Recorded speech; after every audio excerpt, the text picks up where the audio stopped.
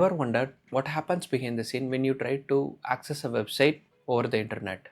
If you are a web developer or a software developer, this is something that you should be aware of.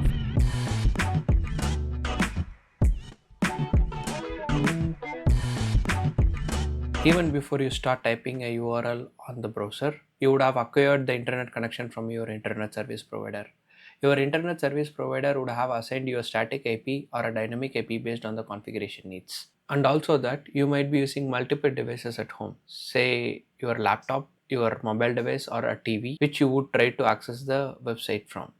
Your router uses dynamic host configuration protocol to assign an IP address to the devices that you use at home, which is private within your home. Let's say when I try to access abc.com from my computer, my host computer's browser creates a DNS query which will contain the internal IP address, the static public IP address, and the domain name to which the request needs to be sent to. Firstly, we'll try to see if it's available in the computer's cache, I mean the IP address. If it is available, then it's gonna connect to that IP address. If it is not available, then it's gonna go to the router and check in the router's cache. Some routers has router cache. So if it is available in the router's cache, then the IP address is gonna return back to the host computer. If the IP address is not available in the router's cache, the router is going to redirect the query to the internet service provider. The internet service provider will use the DNS resolver to resolve the IP address for that particular domain in the query. So firstly, it will look for its own cache and see if the IP address is available against the domain name.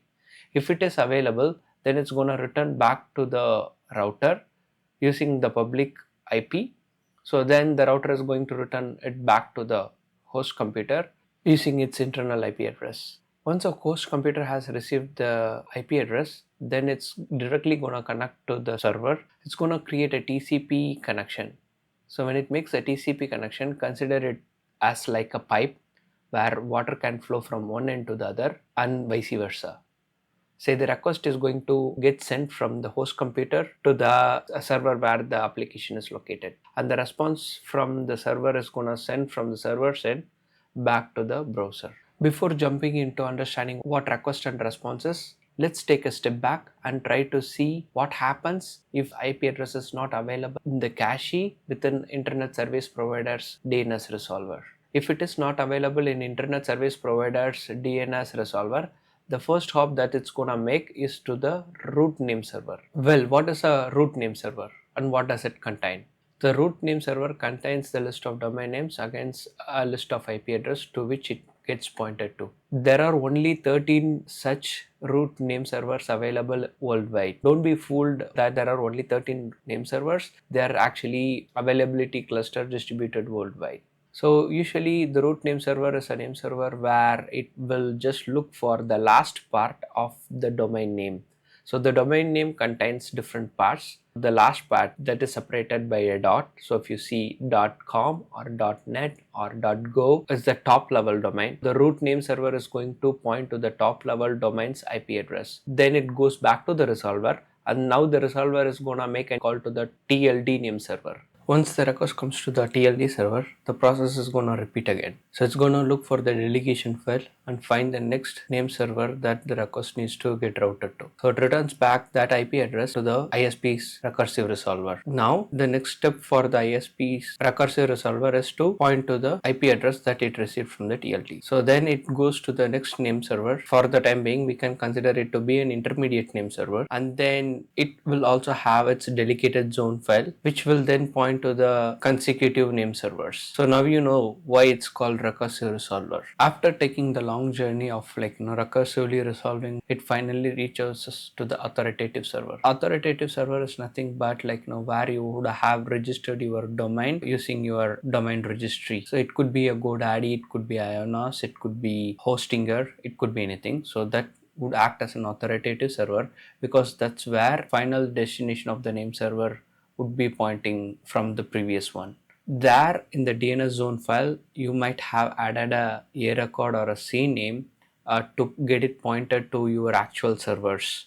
So the record and the CNAME are listed in the zone file, right? So that's what we get to see in the UI of those providers. Typically, a record points to a typical IP address of a machine where you run your servers. Wherein in a C name it points to another domain, but it basically means the same. So it's going to point to the next server where the actual code is running. Now that it has identified the right IP address, it returns it back to the resolver. The resolver writes it into its cache so that like the next request doesn't need to go and resolve all this. The next hop, it returns it back to the router by using the source IP from the query that it got received initially. Once it goes to the router, some routers, as I mentioned earlier, would write it into its cache so that it doesn't have to go to the ISPs next time if the user is visiting the same URL again. The next hop, a router is going to identify the private IP address and gonna figure out which device has made the call, and it lands on your computer. Now the host machine has received the IP address, so now it would be ready to open the TCP connection. So as I mentioned before, it's like a request response thing, like that's flowing like water from one end to the other. So the request right now is being made over the TCP pipe, as I mentioned. So the request from the host machine, that is your computer, will land on the server where they might have exposed the port 443 or 80. So 443 is for like HTTPS transport, and for 80 is for HTTP transport. Once it lands on the web server, so the web server is going to redirect you to the custom code where you handle that request. Once it gets the request, processes it on the web server's end, then it's going to send the response back through the same pipe, so which then flows over the pipe and then lands on your host computer. You can see this request and response on your browser's networks tab. The response that's sent back is usually in the JSON format, or it would be as in like plain text or in a HTML format. You can also check that out in the networks tab where it's gonna show.